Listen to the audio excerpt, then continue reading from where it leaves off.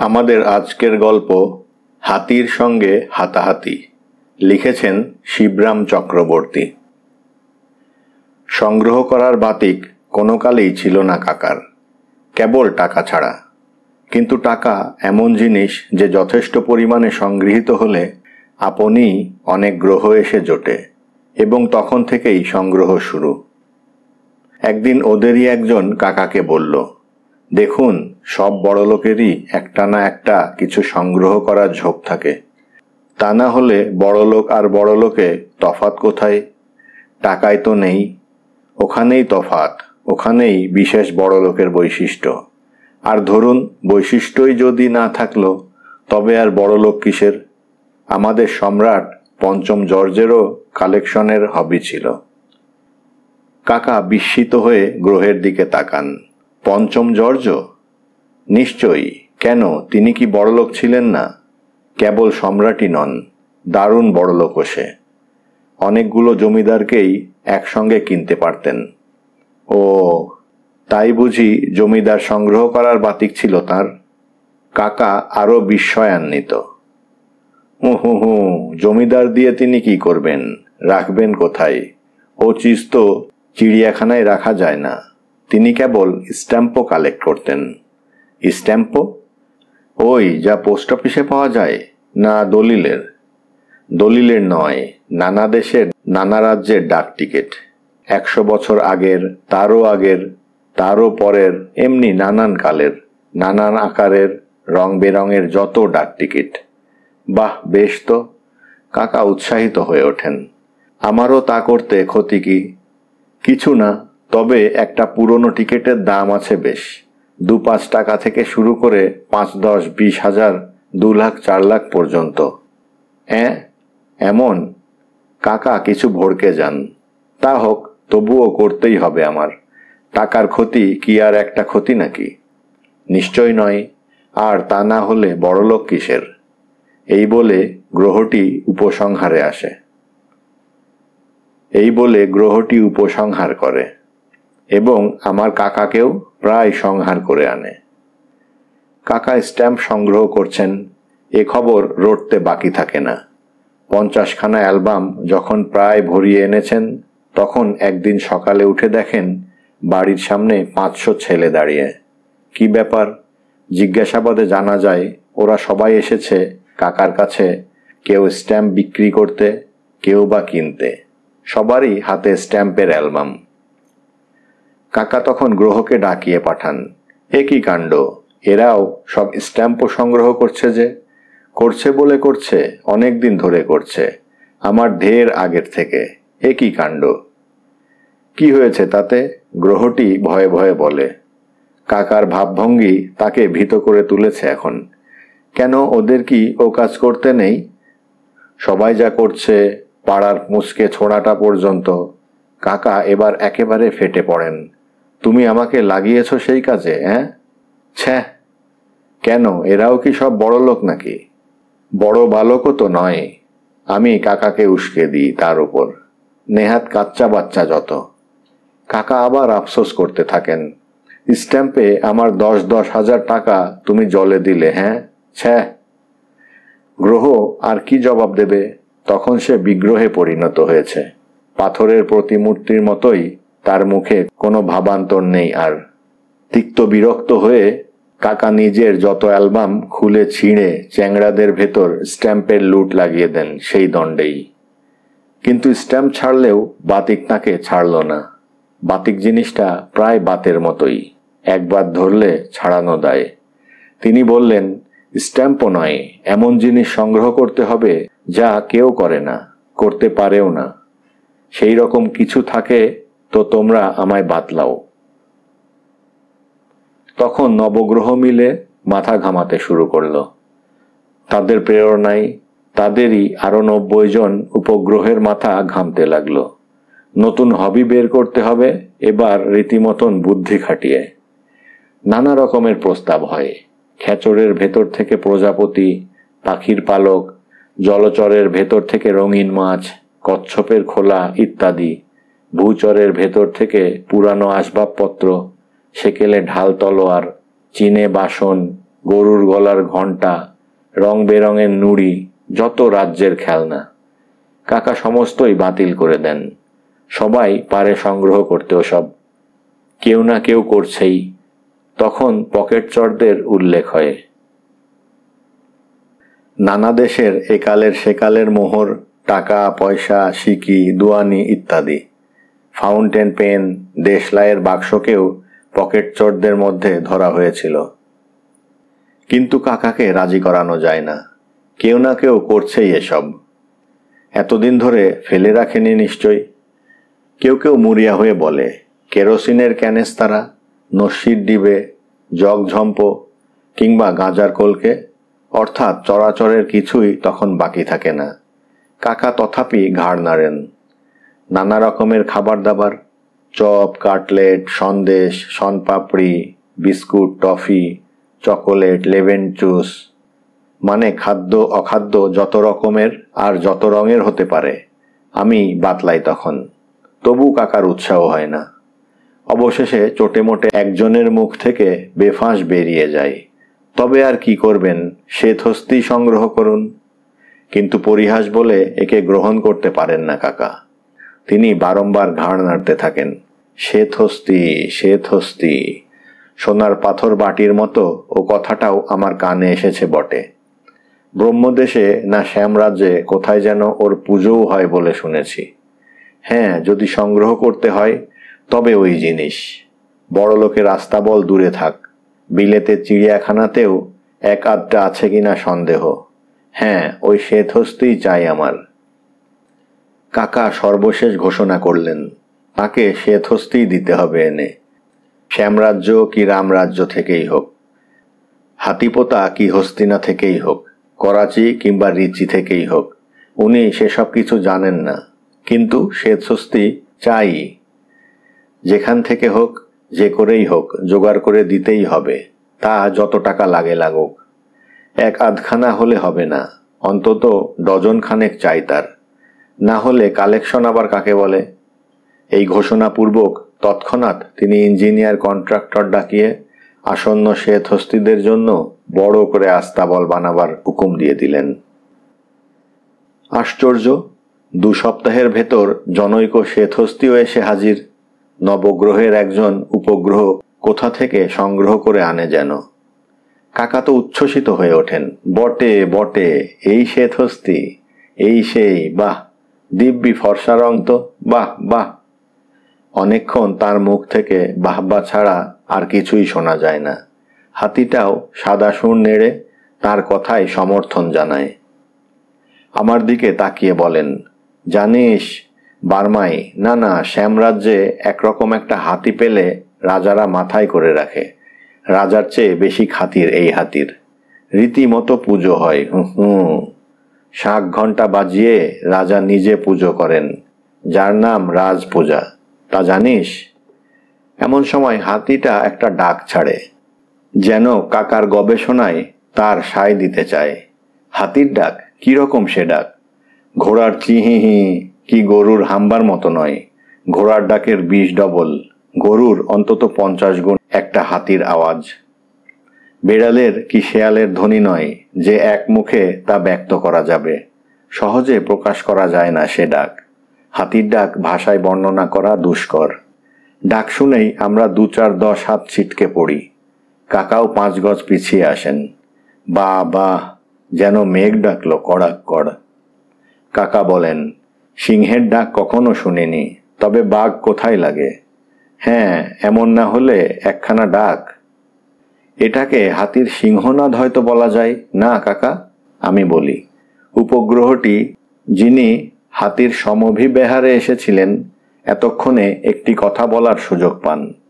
প্রায়ই ডাকবে এরকম, শুনতে পাবেন যখন তখন। প্রায়ই ডাকবে, রাত্রেও। তাহলে তো ঘুমোনোর দফা। কাকা যেন একটু দুর্ভাবিতই হন। রাতে ডাকে না। হাতিও ঘুমোয় কিনা, রাত্রে কেবল ওর সুর ডাকে। তা ডাকে ডাকুক, কিন্তু এর কিরকম রং বলো তো? আবার আমার প্রতি কাকার দৃকপাত। ফর্সা ধপধপ করছে। আর সব হাতি কি আর হাতি? এর কাছে তারা সব জানোয়ার। আসল বিলাতি সাহেবের কাছে যেমন সাঁওতাল, এই ফর্সা রংটি বজায় রাখতে হলে সাবান মাখিয়ে একে চান করাতে হবে দুবেলা। ভালো বিলিতি সাবান। পয়সার জন্য পরোয়া করলে চলবে না, নইলে আমার এমন সোনার হাতি কালো হয়ে যেতে কতক্ষণ। অমন কাজটিও করবেন না, উপগ্রহটি সবিনয়ে প্রতিবাদ করে। স্নান টান একেবারেই বন্ধ এর। শ্বেত হস্তির গায়ে জল ছোঁয়ানোই নিষেধ, তাহলেই গলগণ্ড হয়ে মারা পড়বে। ওই গলায় আবার গলগণ্ড? আমি শুধাই, তাহলে তো ভারী গন্ডগোল। হ্যাঁ, বলো কি? কাকা ব্যতিব্যস্ত হয়ে পড়েন। তাহলে তাহলে সাধারণ হাতির মতো নয় তো যে দিনরাত পুকুরের জলে পড়ে থাকবে। শ্যামরাজ্যে রীতিমতো মন্দিরে সোনার সিংহাসনের উপরে বসানো থাকে। সেখানে হরদম ধূপধুনো পুজো আরতি চলে। কেবল চন্নামৃত তৈরির সময়েই যা এক আধ ফোঁটা জল ওর পায়ে ঠেকানো হয়। এখানে তো সেরকমটি হবে না। কাকা তার কথা শেষ করতে দেন না। এখানে হবে কি করে? রাতারাতি মন্দিরই বা বানাচ্ছে কে? সোনার সিংহাসনই বা পাচ্ছি কোথায়?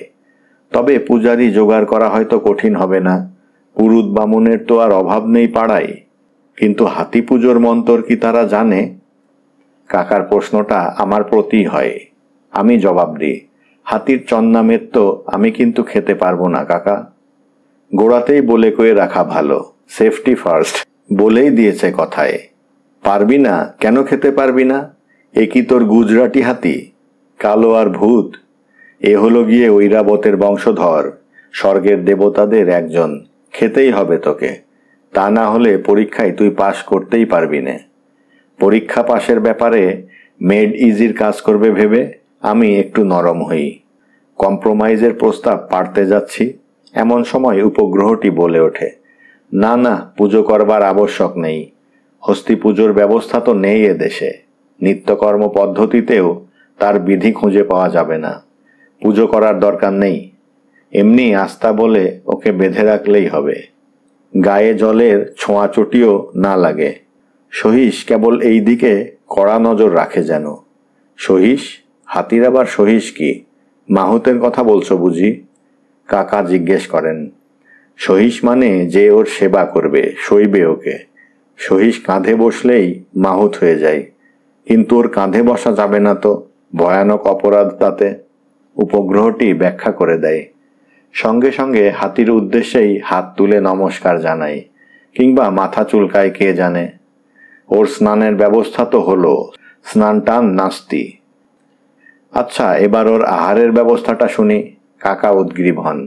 সাধারণ হাতি তো নয় যে সাধারণ খাবার খাবে। তারপর কি যেন একটু ভাবেন, ধারটার তো না, তাও বন্ধ। তার অদ্ভুত প্রশ্নে আমরা সবাই অবাক হই। বলে ফেলি, খাবো না? কি বলছেন? না খেলে অত বড় দেহ টেকে কখনো তাহলে? হাতির খোরাক বলে থাকে কথায়। আমি ভাবছিলাম চান টানের পাট যখন নেই তখন খাওয়া টাওয়ার হাঙ্গামা আছে কিনা কে জানে। কাকা ব্যক্ত করেন, তা কি খাই ও বলো তো? উপগ্রহটি বলে, সব কিছুই খাই। সে বিষয়ে ওর রুচি খুব উদার।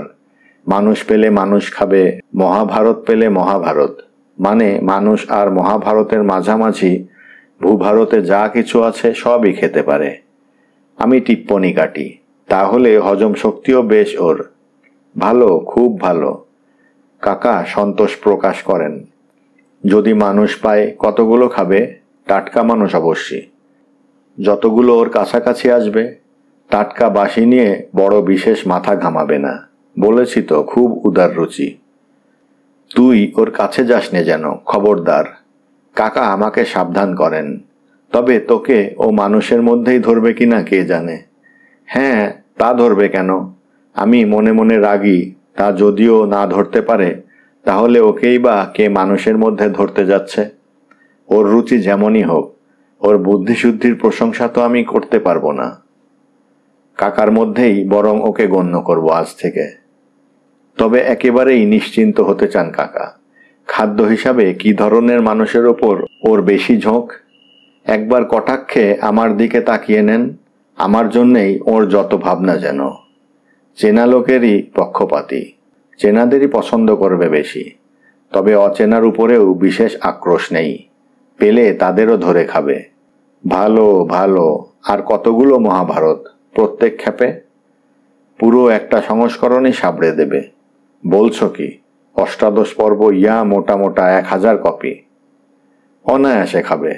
উপগ্রহটি জোরের সঙ্গে বলে, অনায়াসে। সচিত্র মহাভারত? কাকা বাক্যটাকে শেষ করে আনেন। ছবি টবির মর্ম বোঝে না, আমি যোগ করি। সেই রকম বলেই বোধ হচ্ছে। কাকা মন্তব্য করেন, আরে সবাই কি আর চিত্রকলার সমজদার হতে পারে?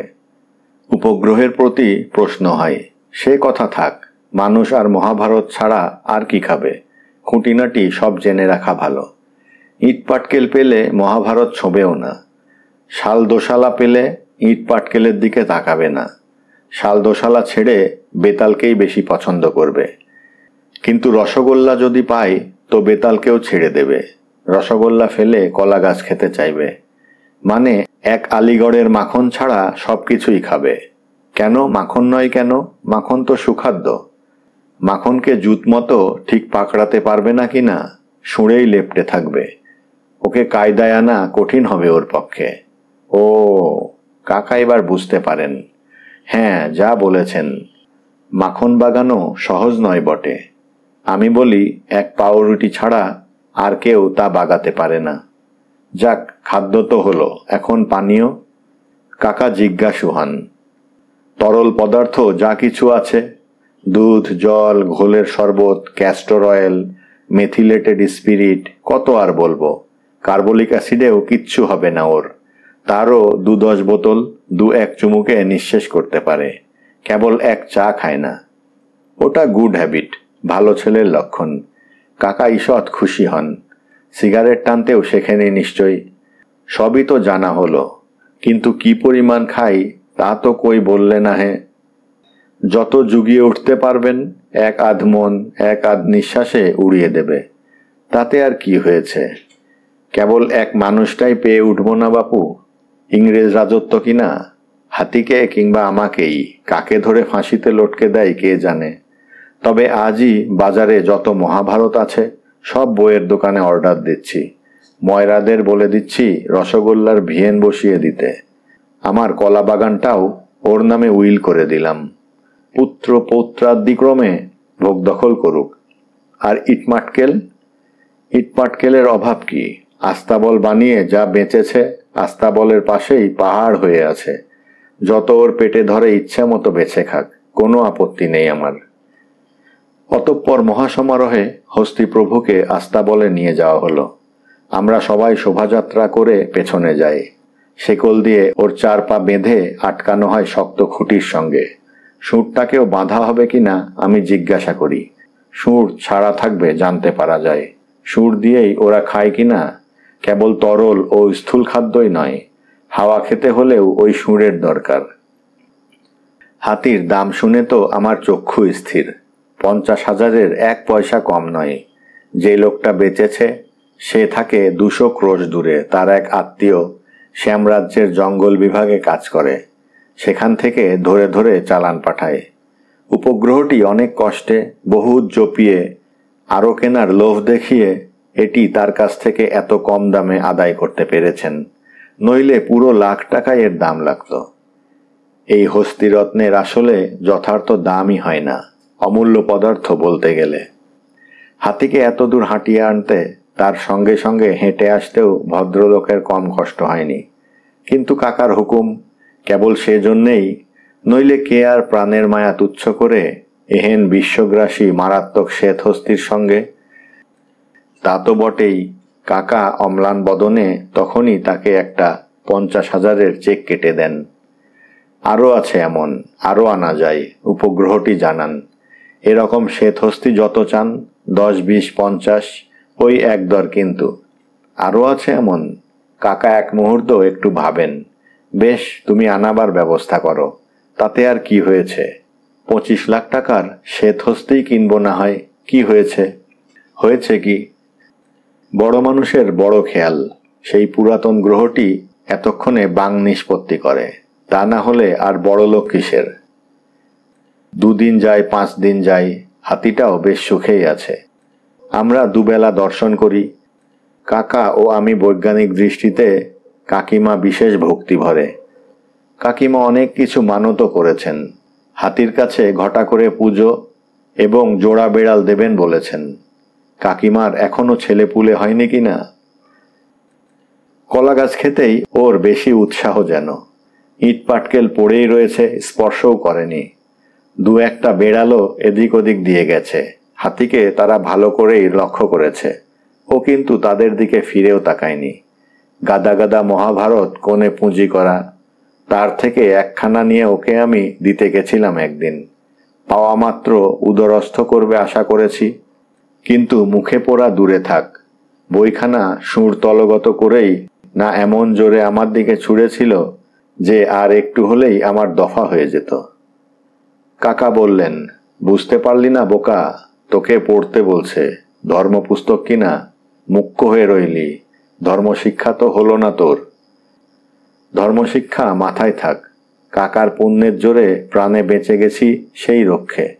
না, এরপর থেকে এই ধর্মাত্মা হাতির কাছ থেকে সন্তর্পণে সুদূরে থাকতে হবে। 7 হাত দূর থেকে বাতচিত। এইভাবে সপ্তাহ 3 কাটার পর হঠাৎ একদিন বৃষ্টি নামল। মুড়ি পাঁপড় ভাজা দিয়ে অকাল বর্ষণটা উপভোগ করছি আমরা। এমন সময়ে মাহুত ওরফে সহিস এসে খবর দিল, বাদলার সঙ্গে সঙ্গে হাতিটার ভয়ানক ছটফটানি আর হাঁকডাক শুরু হয়েছে। ব্যস্ত সমস্ত হয়ে ছুটলাম আমরা সবাই। কি ব্যাপার? সত্যি ভারী ছটফট করছে তো হাতিটা। মনে হয় যেন লাফাতে চাইছে 4 পায়ে। কাকা মাথা ঘামালেন খানিকক্ষণ। বুঝতে পারা গেছে। মেঘ ডাকছে কিনা। মেঘ ডাকলে ময়ূর নাচে, হাতিও নাচতে চাইবে। আর আশ্চর্য কি, ময়ূর আর হাতি বোধহয় একই জাতীয়। কার্তিক ঠাকুরের পাছার তলায় ময়ূর আর গণেশ ঠাকুরের মাথায় ওই হাতি। আত্মীয়তা থাকাই স্বাভাবিক। যাই হোক, ওর 3 পায়ের শেকল খুলে দাও, কেবল 1 পায়েই থাক, নাচুক একটুখানি। 3 পায়ের শেকল খুলে দিতেই ও যা শুরু করলো, হাতির ভাষায় তাকে নাচই বলা যায় হয়তো। কিন্তু সেই নাচের উপক্রমেই আরেক পায়ের শেকল ভাঙতে দেরি হয় না। মুক্তি পাবা মাত্র হাতিটা ঊর্ধ্বশ্বাসে বেরিয়ে পড়ে। সহিস বাধা দেবার সামান্য প্রচেষ্টা করেছিল, কিন্তু এক সুরের ঝাপটাই তাকে ভূমিসাৎ করে দিয়ে চলে যায়। তারপর দারুণ আর্তনাদ করতে করতে মুক্ত কচ্ছ সুর তুলে ছুটতে থাকে সদর রাস্তায়। আমরাও দস্তুর মতো ব্যবধান রেখে পেছনে পেছনে ছুটি। কিন্তু হাতির সঙ্গে ঘোড়দৌড়ে পারবো কেন? আমাদের মানুষদের 2টি করে পা মাত্র সম্বল। হাতির তুলনায় তাও খুব সরু সরু। দেখতে দেখতে হাতিকে আর দেখা যায় না, কেবল তার ডাক শোনা যায় অতি দূর দূরান্ত থেকে। 3 ঘন্টা পরে খবর আসে, মাইল 5 দূরে এক পুকুরে গিয়ে সে ঝাঁপিয়ে পড়েছে। আত্মহত্যা করবে না তো হাতিটা? শ্বেতহস্তির কাণ্ড কিছুই বোঝা যায় না। কাকিমা কাঁদতে শুরু করেন। পুজো আচ্চা করা হয়নি ঠিক মতন। হস্তিদেব তাই হয়তো এমন ক্ষেপে গেছেন। এখন কি সর্বনাশ হয় কে জানে। বংশলোপই হবে হয়তো গিয়ে। বংশ বলতে তো সর্বসাকুল্যে আমি, যদিও পরশময় পদী। কাকিমার কান্নায় আমারই ভয় করতে থাকে। কাকা 1 হাঁড়ি রসগোল্লা নিয়ে ছোটেন শ্বেতহস্তিকে প্রসন্ন করতে। আমরা সকলেই চলি কাকার সঙ্গে, কিন্তু হাতির যেরকম নাচ আমি দেখেছি, তাতে সহজে ওকে হাতানো যাবে বলে আমার ভরসা হয় না। পথের ধারে মাঝে মাঝে ভাঙা আটচলা চোখে পড়ে। সেগুলো ঝড়ে উঠছে কি হাতিতে উড়িয়েছে বোঝা যায় না সঠিক। আশেপাশে জনপ্রাণীও নেই যে জিজ্ঞাসা করে জানা যাবে। যতদূর সম্ভব হস্তিবরেরই কীর্তি সব। শ্বেতশুণ্ডের আবির্ভাব দেখেই বাসিন্দারা মুল্লুক ছেড়ে সটকেছে, এই রকমই সন্দেহ হয় আমাদের। কিছু দূর গিয়ে হস্তিলীলার আরও ইতিহাস জানা যায়। একদল গঙ্গাযাত্রী একটি আধমরাকে নিয়ে যাচ্ছিল গঙ্গা যাত্রায়। এমন সময় মহাপ্রভু এসে পড়েন। অমন ঘটা করে ঢাকঢোল পিটিয়ে রাস্তা জুড়ে যাওয়াটা ওর মনোপুত হয় না। উনি ওদের ছত্রভঙ্গ করে দেন। জানা গেল একজনকে অনেক দূর অবধি তাড়িয়ে নিয়ে গেছেন। কেবল বাদ দিয়েছেন কেন জানা যায়নি সেই গঙ্গা যাত্রীকে।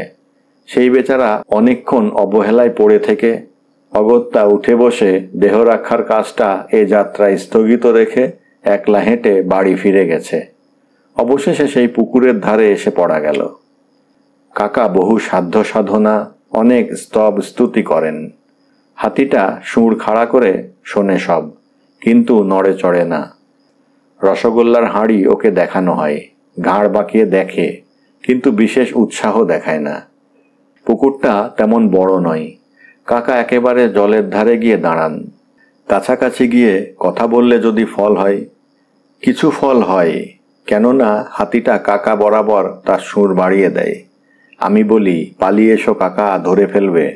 দূর, আমি কি ভয় খাবার ছেলে? তোর মতন অত ভীতু নই আমি। কাকার সাহস দেখা যায়। কেন, ভয় কিসের? আমাকে কিচ্ছু বলবে না। আমি ওর মনিব। মনিব, উহু, শ্রী বিষ্ণু, সেবক। বলতে বলতে কাকা জিভ কাটলেন, কান মললেন নিজের। উহু, মনিব হব কেন? অপরাধ নিও না, প্রভু সেধস্তি। আমি তোমার ভক্ত, শ্রীচরণের দাসানুদাস। কি বলতে চাও বলো, আমি কান বাড়িয়ে দিচ্ছি। তোমার ভক্তকে তুমি কিছু বলবে না, আমি জানি। হাতির মতো কৃতজ্ঞ জীব দুনিয়ায় দুটি নেই। আর তুমি তো সামান্য হাতি নাও, তুমি হচ্ছ একজন হস্তি সম্রাট। কাকা কান বাড়িয়ে দেন, হাতি সুর বাড়িয়ে দেয়। আমরা রুদ্ধশ্বাসে উভয়ের উৎকর্ণ আলাপের অপেক্ষা করি। হাতিটা কাকার সর্বাঙ্গে তার সুর বোলায়, কিন্তু সত্যিই কিছু বলে না। কাকার সাহস আরও বেড়ে যায়। কাকা আরও এগিয়ে যান, আমার দিকে ভ্রুক্ষেপ করেন। দেখেছিস কেমন আদর করছে আমায়, দেখছিস? কিন্তু হাতিটা অকস্মাৎ সুর দিয়ে কাকার কান পাকড়ে ধরে। কানে হস্তক্ষেপ করায় কাকা বিচলিত হন।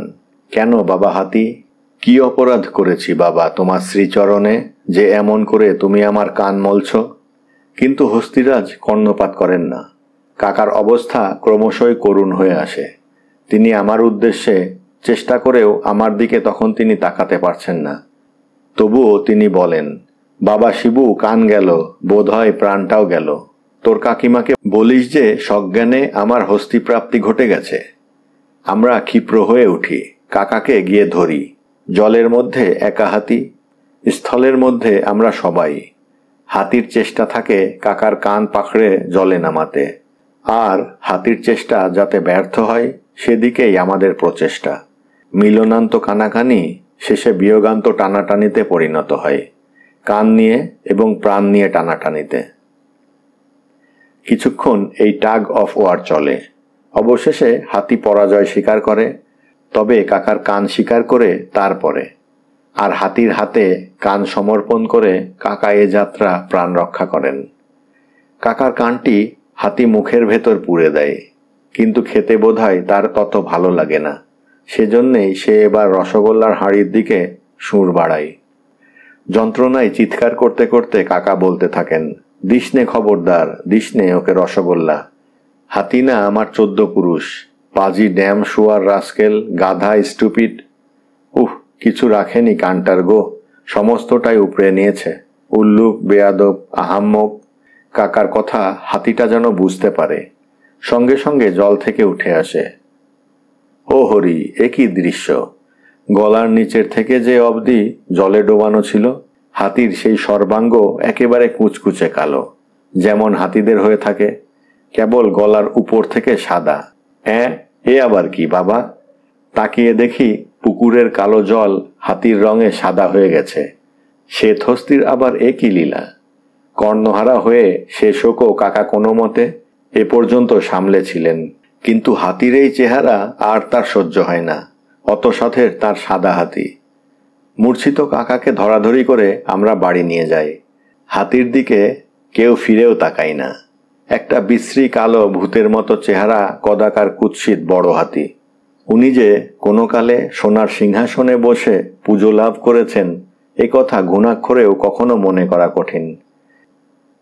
পরদিন একজন লোক জরুরি খবর নিয়ে আসে, অনুসন্ধানী উপগ্রহের প্রেরিত অগ্রদূত। উপগ্রহটি আরও 50টি শেষ হস্তি সংগ্রহ করে কাল সকালেই এসে পৌঁছচ্ছেন এই খবর। কাকার আদেশে প্রাণ তুচ্ছ করে, বহু কষ্ট স্বীকার করে 200 ক্রোশ দূর থেকে 4 পেয়ে হাতিদের সঙ্গে দুপায়ে হেঁটে তিনি ইত্যাদি ইত্যাদি। কিন্তু কে তুলবে এই খবর কাকার কানে, মানে কাকার অপর কানে? ধন্যবাদ।